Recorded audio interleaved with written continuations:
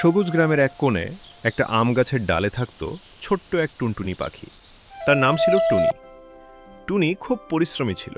সে ভাবল, এবার আমার নিজের একটা সুন্দর বাসা বানাতে হবে।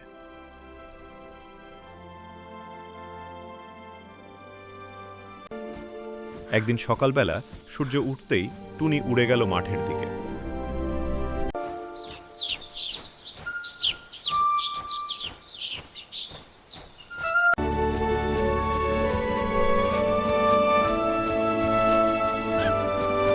সে খুঁজে খুঁজে ছোট ছোট শুকনো ঘাস, নরম পাতা আর চিকন ডাল জোগাড় করল।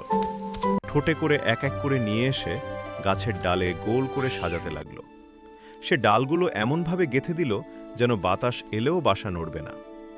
কিছুদিন পর তৈরি হয়ে গেল একটা গোল, নরম, নিরাপদ বাসা।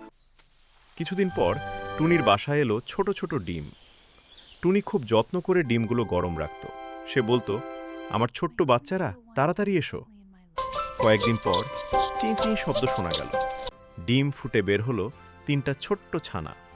এখন টুনির কাজ বেড়ে গেল। ছানারা সারাদিন মুখ খুলে বলতো, মা, খিদে পেয়েছে।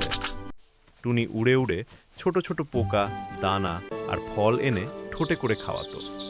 বৃষ্টি এলেও ঝড় এলেও সে বাচ্চাদের বুক দিয়ে ঢেকে রাখত। একদিন একটা বিড়াল গাছের নিচে ঘুরছিল। টুনি সাথে সাথে চিক চিক করে জোরে ডাকল। তার ডাক শুনে আশেপাশের সব পাখি উড়ে এলো। সবাই মিলে ডানা ঝাপটে বিড়ালটাকে তাড়িয়ে দিল।